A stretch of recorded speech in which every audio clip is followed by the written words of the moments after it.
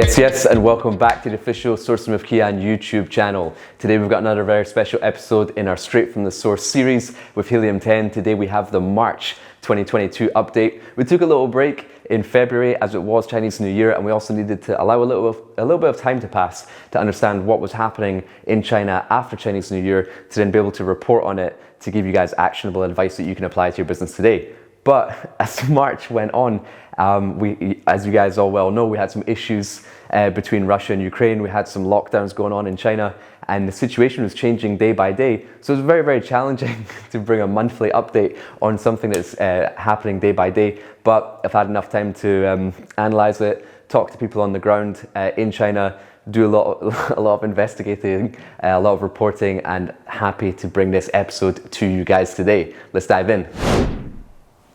So as promised in the 2021 supply chain update and the January episode, I said that if you guys had any particular questions about sourcing, supply chain, what's happening in China, to write them in the comments below of this video, or DM me on Instagram, DM Helium10 on Instagram, join the Facebook group Sourcing with Kian, write your questions there, or join the Helium 10 Facebook group as well and just say, Kian, straight from the source, this is a question I need answered on the next video.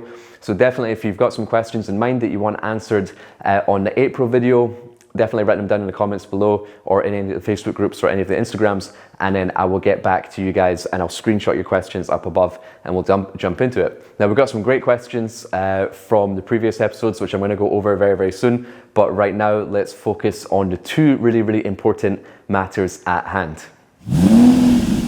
Okay guys, so I've got my trusty whiteboard here with me just to do some quick little visualizations. But first we're going to cover what's been happening with Russia's invasion of Ukraine. Obviously it's very unfortunate, and it's really hard to report on this sort of stuff. You know, I want to talk about how this affects our supply chain, our logistics, our prices, and stuff like that. But obviously it's really heartbreaking to see what's going on, and our prayers go out and our support goes out to everyone, you know, battling through this and suffering through it. And, you know, doing my research and sort of reading news articles and talking to people is really tough to really report on this stuff, because you end up going down a rabbit hole of people giving different information and then looking at the source of that information and then trying to figure out, well, what was that person's incentive to word it in this sort of way. All I'm concerned with essentially for today's episode is to figure out what's going on and then how that affects our supply chain. And I'm not here to report on anything else or take any other sides. So just wanted to make that quick little disclaimer. So let's start, and let's see if my handwriting's okay. Obviously my pictures were terrible, my sketches from previous episodes, which you guys might have seen. But let's go Russia and Ukraine, and I hope you can see that okay. Now, let's firstly talk about the logistics side of things, right? This is going to affect our sea transport, our air transport, and then also our rail transport, right? So the first one is sea, and I'm not even going to attempt to draw it. But let's start with sea transport, right? In Ukraine, they've got a very large container port in the city of Odessa, and they've actually had to close that port down. And a lot of containers also go through the Black Sea, which have been diverted as well. So all that does is that moves more traffic to already... Sorry about that, guys. That was the doorbell, Amazon delivery, and it's ironic because that's why we're here. That's what we're talking about, and then that stuff arrives here at the door. So where was I? The ports, Odessa terminal, all that cargo is now being rerouted to other busy ports in Europe. They're not containers aren't going through the Black Sea, so it's essentially rerouted a few containers. It will put more pressure on other ports. So we essentially just makes European ports a little bit busier. The other thing is the workforce as well. The ICS, which is the International Chamber of Shipping, stated that seafarers, meaning the people which work on vessels, there's 1.8 million seafarers in the world, and over 200,000 of them are Russian. So over 10% of the workforce are Russian.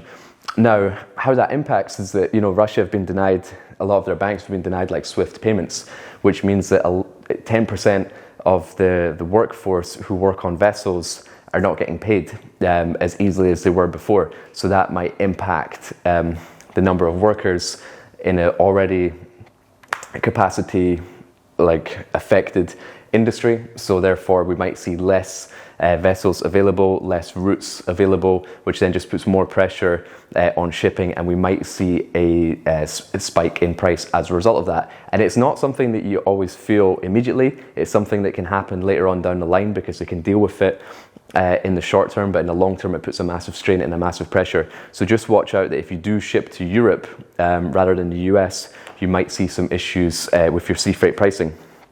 Now the other thing is air freight as well. There's a really cool website called Flight Radar 24, and I'll pop that up on screen right now. But now if we focus on air, sorry, my writing is so bad. If we focus on air, and if you go to Flight Radar 24, you can see all of the live airplanes right now. And obviously Russia and Ukraine especially, is a bit of a no-fly zone. So you'll see all the airplanes and you just see a gap over Russia and Ukraine. So air freight has had to be rerouted. Also, some Russian airlines aren't allowed to travel to certain areas. Russian airlines who sponsor football clubs like Manchester United have had their sponsorships cancelled. So the airline industry has been affected. The air freights are now taking longer routes and different routes.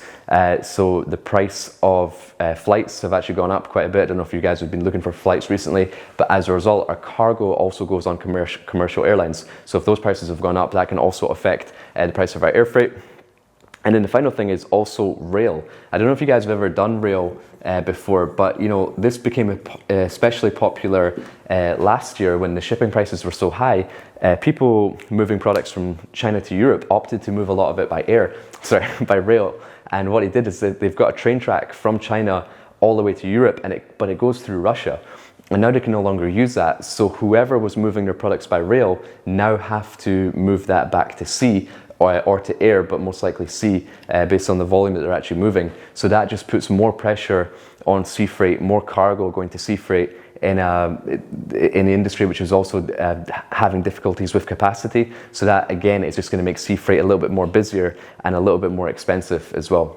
Now, on top of the transport side of things, another way that this can affect us is that the number one country which both Ukraine and Russia export to is China. And this is minerals, agriculture, food, energy. And as a result, these exports are now not going to China. So China now has to get those agricultural minerals, energy sources from other places at a higher price. Therefore, there's a lot of wheat and oil which moves, and like sunflower oil for cooking, and also like the oil for for fuel as well, which also affects the sea freight prices. So all of that is now China has to get elsewhere at a higher price, which then will essentially mean that our cost of goods will potentially go up as well, because now it becomes more expensive to eat, which means they have to pay their workers more. They pay their workers more. We then feel that in our production costs as well. But as I said before, we probably won't feel it immediately, but gradually, if the situation does not improve between Russia and Ukraine anytime soon, then we'll start to feel it. But the longer this goes on, the longer those price hikes will occur as a result of the sea, air, rail transportation, as well as the exports to China from Russia and Ukraine. And then the final thing is that how involved is China in this? Now, China obviously have a strong ally in Russia. They have a very good relationship. And what I would say is that they have a lot of mutual interests. A lot of objectives that China and Russia want to accomplish are very, very similar. So they do have each other's backs. And now the US has got a very close eye on that, because if Russia and China partner up, and if China offer Russia military support, then the US have said they're going to come out and give heavy, heavy sanctions on China. And those sanctions could come in the form of, what we saw Trump do with tariffs and quotas and, affecting the trade business and stuff like that. So China are monitoring the situation very closely as well, and thinking, all right, what can we get away with? I'll just say China involvement. Oh my God, good luck if anyone can read my handwriting. I'm really sorry about that. I definitely need to improve for the next episode. So China's involvement in this situation is being watched very, very closely, and then that could be met with sanctions as well. They have come out and said that they don't support this war, and they hope that it can be avoided, and they hope that there's more dialogue and communication between Russia and Ukraine, and they can resolve their differences. But they also don't say that they're not going to help Russia either, which is a strong ally of theirs, which is why we just have to watch the situation very, very closely. And it's basically in the interest of all of us if this situation ends as fast as possible. More so for the human side, to make sure there's no more casualties of war, but also on the economic side as well.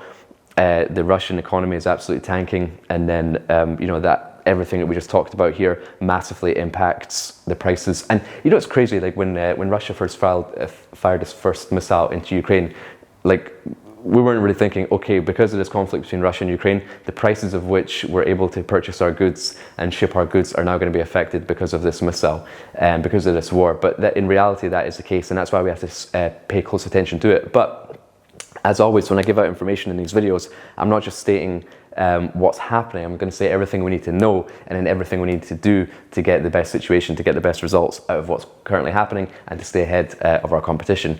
Now, there's one other topic that's happening in China, and I'm not sure if you guys have heard about it, which is the recent China lockdown situations. And as I said, I read a lot of news articles to get this information, and I'm going to link all those articles down in the description below. If you want to have a read of those articles for yourself, definitely check them out. And I will keep you guys updated in the comments below, or if you have any questions or if you've seen the updates yourself, you want to write some comments below of what's happening. We also have a bit of dialogue in the comments below. I do enjoy engaging with you guys there.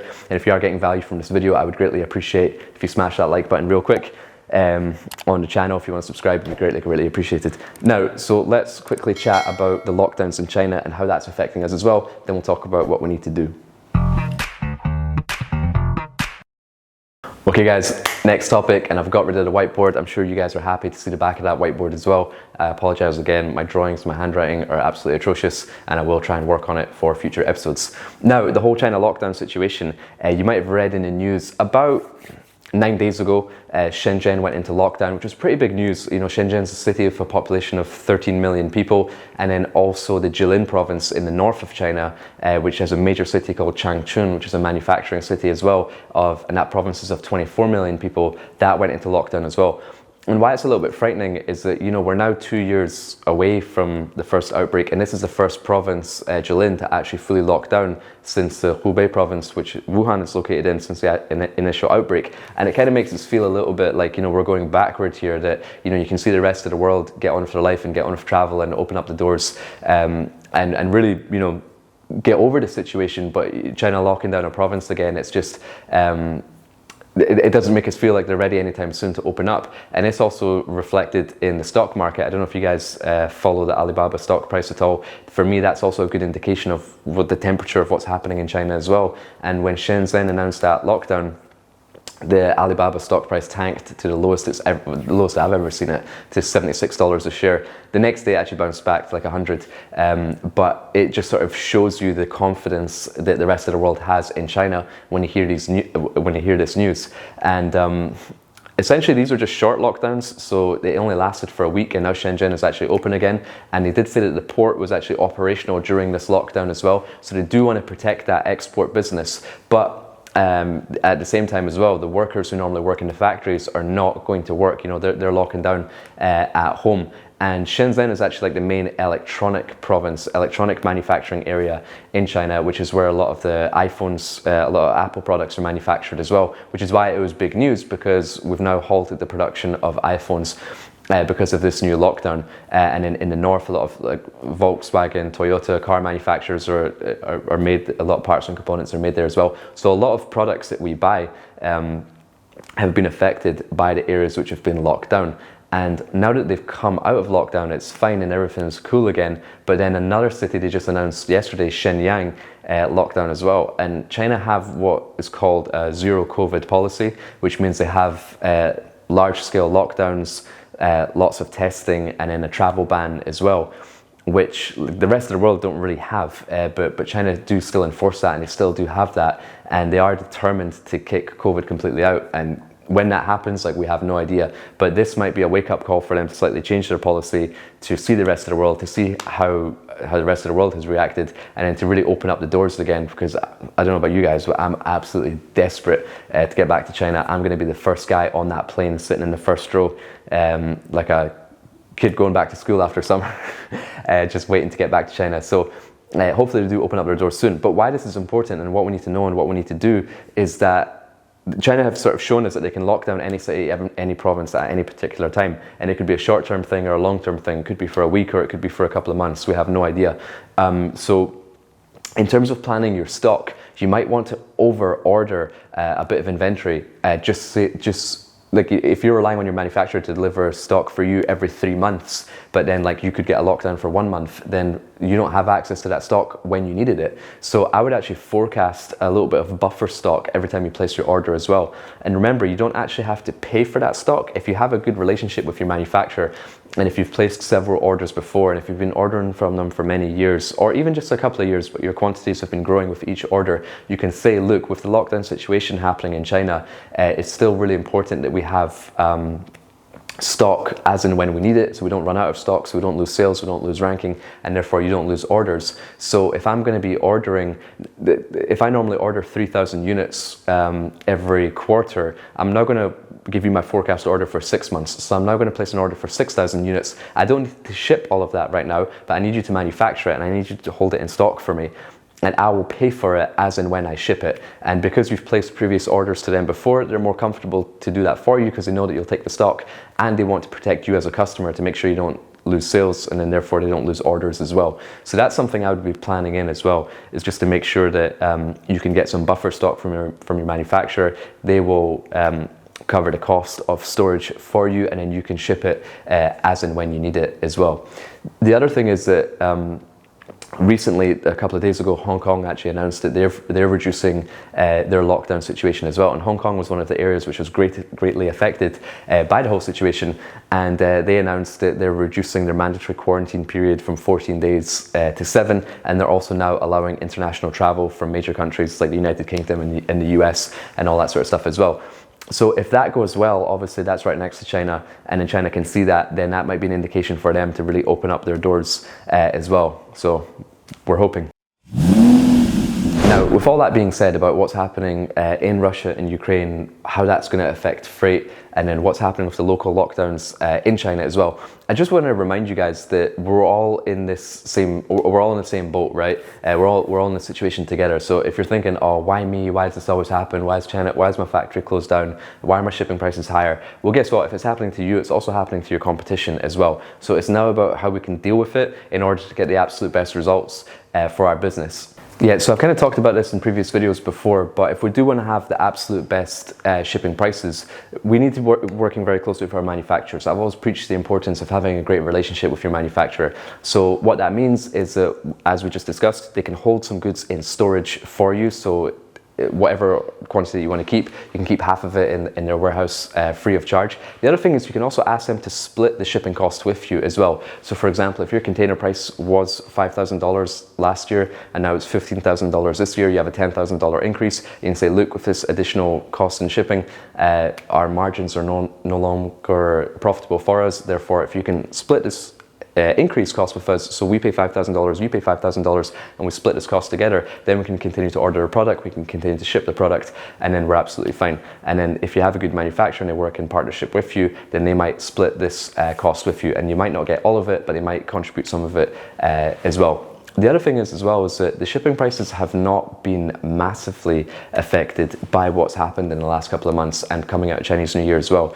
If you go to freightos.com, I was having a look at the prices from Shanghai to LA, Shenzhen to LA, and they're still looking at around like $12,000 to $14,000 for a 40-foot container, which is actually not bad because considering not too long ago they were much higher at around like $20,000 to $25,000 a container as well. Now that might change, which is why I don't want to give absolute specific prices, because by the time this video comes out, or by the time you guys watch this video, it might be in a week's time and the situation might have got a lot worse and the prices might spike, or the situation might improve and the prices might drop a little bit as well. So we haven't seen that big bump yet in shipping prices, but it could happen, it could go up or down. So you kind of have to anticipate, well, how desperate am I for the stock? Can I hold on a little bit longer if I anticipate the costs are going to come down, or do I have to ship the goods absolutely right now? The other thing as well is not only the shipping cost, but the shipping time as well. Now you can actually get much faster shipping to the West Coast if you ship to Oakland port rather than if you ship to LA port, because LA port still has a lot of congestion. But if you talk to your freight forwarders and say, look, I want to ship on a smaller vessel and I want to go directly into Oakland port, then they will put your goods on a smaller vessel for you. and then as a result you'll get your goods into Auckland port much faster, and you might have a little bit of trucking cost depending on where your goods are going once they get into the US. But if they are going to LA, then you just have to pay that additional road cost from Auckland to LA, but your goods will get cleared like maybe 40 days quicker as a result of using a smaller vessel and going to a smaller port. And also, if you want to avoid these shipping delays, it's very, very important to ask your freight forwarder what shipping lines they're actually using. Because if you say, look, I want to ship my goods from Ningbo to New York, right? You're like, okay, cool, they'll give you a price. But it's really important to know like which freight forwarder, which shipping line are you actually using? Because some shipping lines are very, very reliable and very, very credible, and some have been known to cancel a lot and cause a lot of delays as well. And that's something you'll notice on the Freightos website. Normally when you type something in, they say that they're suffering actually high cancellations. Oh my God, the doorbell again. Right, apologies for the interruptions there.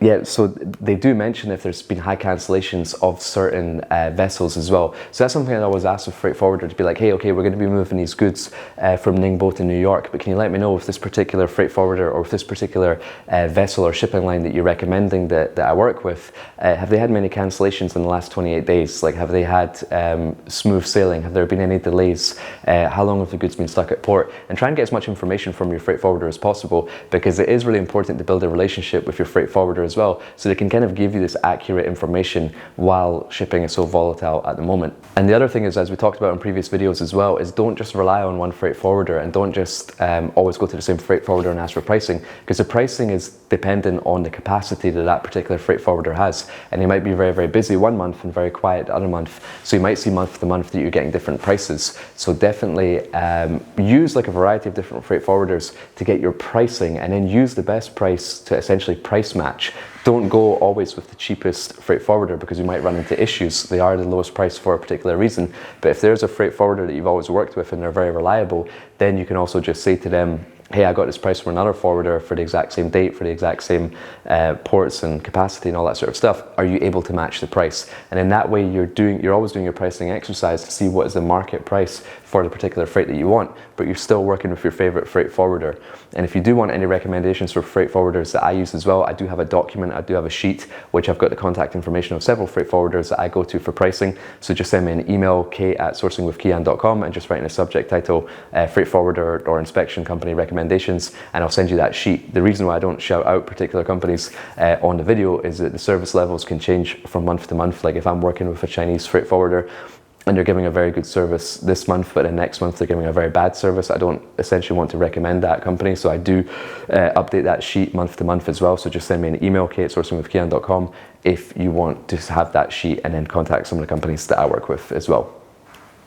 So we went over that quite quickly. We did cover, what's happening in Russia and Ukraine, how that affects us in terms of our freight prices and in terms of how China will be operating, as well as the lockdowns in China and now them going back to work, and then just seeing how that affects what goods we're able to get and things like that, and what our pricing options will be as well. This is a topic which I feel we'll be talking about in future episodes as well. I'm sure the situation will be changing week to week, so definitely look out for the April Straight from the Source episode as well. And any questions that you have, if you want me to go into more detail about anything to do with freight, inspections, logistics, anything China, Ukraine, or anything to do with supply chain, remember, just write them in the comments below, and I'll pick the top 3 or 4 or 5 and cover them on the next episode as well. Now, let's dive into some of the questions that you guys asked. I'm going to flash them up on screen right now, and I'm going to cover them real quick. So I've just got my laptop here real quick so I can read the questions that we've been getting. So first question that's selected, really good one, it's from Peter Cowley. I hope I'm pronouncing that correctly. Peter saying, good thing I hit the bell, ding ding, another weapon of a video, thanks Kian. Thank you, Peter. Would love to see a video on your advice for getting molds made, specifically for jewellery in my case. Cheers, mate. Yeah, so molds is actually a really good topic. It's a really good question, Peter. And if you guys ever want to develop your own product, or you want to make a slight change to a product, or whether it even be on like a zipper puller or a buckle or a plastic casing or packaging or whatever it might be, your supplier might have told you, hey, we need to set up a mold in order to manufacture this for you. And the molds of products, the prices of a mold can alter. And I've been to mold factories where they make this sort of stuff. It can be very, very expensive. It can be like this big metal casing with laser engraving and all that sort of stuff. And it can be very, very cheap. It might cost just like $300 or $400, or it might cost up to $50,000. So whenever dealing with a mold, the first thing I want to establish is what is the price of the mold, right? And I also want to validate that cost as well. If a supplier tells you, all right, this mold is $8,000, I'll be like, right, interesting. And I'm also going to find like another 3 or 4 suppliers which can also make that product and say, hey, I need a mold to make my new jewelry product. Is there a mold required, and if so, how much would it cost? And if they come back and say, yeah, $7,500, $8,500, $8,000, I'll be like, okay, cool, that is a fair price to pay for this mold. But if they're coming back and saying, yep, it's $2,000, it's $3,000, then I'll go back to my supplier A and be like, why are you telling me such a high price for the mold when these other guys are quoting me so cheap? So it's important to do your homework when you get the price of a mold. And then after that, it's who pays for the mold, right? So you could pay for it outright, and that means you own the mold, or you could split the mold costs 50-50 for your manufacturer to say, hey, we're in this together, partnership. If I order the mold from you, I'm placing the order to you, that means you're going to get the business for the next few years. So I would greatly appreciate if we go at this in partnership together and we split the mold costs 50-50. And that can be it done, that can just be at 50-50 cost. Now, what I normally do as well is I say, okay, cool, no worries. Let's just say the example, the mold cost is $4,000. I would say, right, I'll pay the $4,000 for the mold. However, I need you to refund me 25% of the mold cost once I order 3,000 units from you, 50% of the mold cost once I order 6,000 units from you, and 100% of the mold cost once I order 12,000 units from you. And your manufacturers are normally happy with that because they haven't paid anything for the mold up front, but they know that for them to pay for the mold, that they're going to get an order of over 12,000 units, which means they're going to have you as a customer for a long time. And then for you as well, you know that you're going to get that mold for free after you placed X amount of units. So I always like to negotiate it that way as well. And now what you're thinking is probably, well, what if my supplier uses my mold and sells it to my competition as well? So the other thing I like to ask my supplier to do is, no matter what the product is to add my logo onto the mold. So for example, if you're Nike, you would add the Nike tick onto the mold so that that Nike tick is then stamped on the product. So no one can actually copy, no one can use your mold, because then your logo is also on their product as well. But getting very granular now, this is why it's important to actually have your mold embossed on the mold, not debossed, because if it's debossed, it means that they could fill in that mold and cover it up and then just have it flat so they can use it for someone else. But if it's embossed, they can't do that. So always make sure that you have your molds embossed as well. But then on top of that as well, if you want the ultimate protection, because it's not always your manufacturer will copy you, your competitor might buy that product and then they might send it to another manufacturer and then they make a mold and then they copy you. So if you want ultimate defensibility, it's if you have something unique, then get that your product design patented, or get a utility patent or a design patent in the market that you're selling in. So if anyone else does copy your mold from another manufacturer, that you can legally take them off sale as well. And the final thing I would say about molds, I could talk about this for ages, but the final thing I would say about molds as well is that what is the life cycle of the mold? Because if you're paying $10,000 for a mold, you want to know how many units that mold can produce before the mold breaks down, right? And it could be that that mold can produce 100,000 units or 1 million units, but you want to know, because if it's a $10,000 cost, you want to know how many units that can produce. Therefore, what is your unit cost for each item for that particular mold before you have to buy a new one. So hope you enjoyed that, Peter. Hope I answered your question on molds, and if you have any other questions, drop them in the comments below. So Janice actually has the next question. Janice, this is a good one.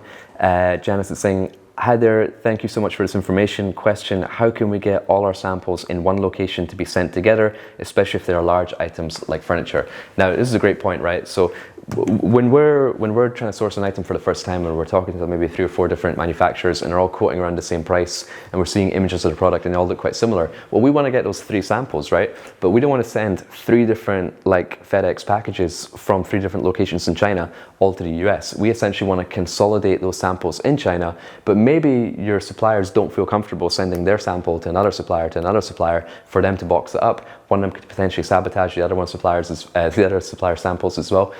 So I personally, I've got an office in China, so I always send my own samples to the office in China and I bundle them and then I just send out one box. But if you have a kind of what we talked about previously in the video, if you have a really good relationship with your freight forwarder, I would say to my forwarder, hey, because your forwarder will for sure have an office in China, I've got these 3 samples from this company, and I've got these 3 samples from 3 different companies in China. This can be my next product I'm ordering, and I'll be shipping my next product with you as well once I've actually ordered it. Do you mind if I send these 3 samples to your office in China? Could you kindly send me your office address in Chinese so I could provide it to my manufacturers? They'll send the samples to you, and if you could just box it and bundle it up in one box and send it to me, I would greatly appreciate it. If you have a good relationship with your inspection company as well, you can ask them for that as well. But if you don't have any of those contacts as well, feel free to email me at the email I put below, kate@sourcingwithkian.com, and I'll let me think about this. Yeah, you can use my office. I can let someone know, and they can bundle it for you. They can write a little report for you or something like that about the samples, and I'm sure there would be a low cost associated with that. But if you are interested, just email me, kate@sourcingwithkian.com, about how that service would work as well. But I would ask your freight forwarder, would ask your inspectors, and see if they can bundle samples for you, so you can just have one package sent to you rather than sending multiple heavy, bulky items from different locations, and it will be triple the cost. Hope that answers your question, Janice. All right, and last question we have is from EM. It's a bit of a long one. I'll flash it up on screen, but I'll also summarize it as well. EM is saying, long story short, I want full rights to this product, but I also don't have the funds to get a lawyer. Is there a way to write some kind of agreement and do this without the extra cost of a lawyer? Like maybe, hopefully you can just tell them what, write an agreement and hope that, to build it with trust. Also, when it comes to the product customization, could I just do it on paper and send them a picture and also show them the other examples compared to my drawing materials, etc.? I just want to look professional and not like a newbie. Haha. I don't have any high-tech software for product design. Okay, cool, got it. So essentially, for the first part of your question, is there type of an agreement without using a lawyer? I never like using lawyers. I don't like using NNN agreements or anything like that. I always like to build my relationships based on trust. So I also like to test the supplier as well, to be like, right, this is my design, this is my new product. And I would just write in an email, this is my product, and I would greatly appreciate if you do not share it with any of your other customers. And I really look forward to building the trust with you and building our business partnership for the long term. So you're kind of saying that if you've got my back, if I trust you, if you don't share this with anyone else, then we're actually going to have a long and fruitful business relationship together. And that's quite often good enough for them.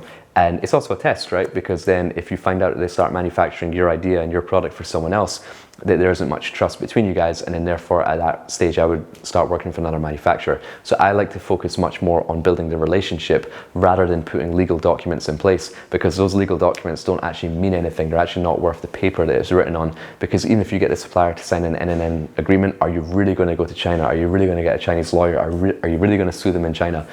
Probably not. It's not going to be worth your cost. It's not going to be worth your time, and you might not even get the outcome that you desired as well. So I much rather say, look, I don't want to do any of the legal stuff. I just want to build trust with you, and I would appreciate if you don't share my design with anyone else. The other thing you can do, even if you don't want to have these lawyer fees and legal cases and stuff like that, sometimes I just write on the product. I just put patent pending. I put it on the label, or I put it on the packaging, because, and even if it's not, even if I haven't filed a patent, but it'll scare my competition away from copying my product, because they think that there's a patent, but they'll never find it because I never filed it, so it never exists. But if they're like, oh, there's a patent pending for this product, I better not copy it, it kind of scares people away from copying your idea. But only apply that if you have like innovative and unique designs and ideas that you want to protect. And EM, the second part of your question was I think your product sketches, your product designs. You said, can I just sketch it? And I'm not a tech guy. I don't want to use this like tech software. I've actually, designed products on the back of a napkin. I've done it on paper. I've done really dodgy drawings in my notepad. And on top of that, and you can just send photos of your sketches and say like, this is what I want to achieve. That's absolutely fine for the manufacturers. You don't have to come across like you have this big tech background or anything like that. The most important thing is that they understand the needs of what you want. And then on top of that as well, I like to basically, if I can find images online of my competition which have what I want. Let's say you're doing a travel bag and you like the handle of this brand, you like the coating of the fabric on this brand, you like the zipper pullers of this brand. I would just kind of screenshot all those images, put it in one Google Doc, and just arrow them and say like, I want this, I want that, I want this, and then just list it out as well, and then PDF that and then send it to them. So that's kind of like the modern way of sketching, I guess, but it's just got clearer images, and that would be fine. And it's just important that you send that exact same information to multiple manufacturers so that they're all singing off the same hymn sheet and they're all quoting you based on the same information that you've provided all of them as well. So I hope that helps, guys. I hope I answered those questions correctly for you. As a reminder, if you do have any questions, feel free to DM me, Kian_GAG on Instagram, and also Helium 10 software on Instagram as well. Join the Facebook groups, which will be down here below as well. And feel free to chat anything down in the comments below. You can say if you like this video, if you didn't like it, if you want to see more content like this, if you have any more questions, feel free to jot them down below. And I look forward to seeing you guys on the April episode. Take care.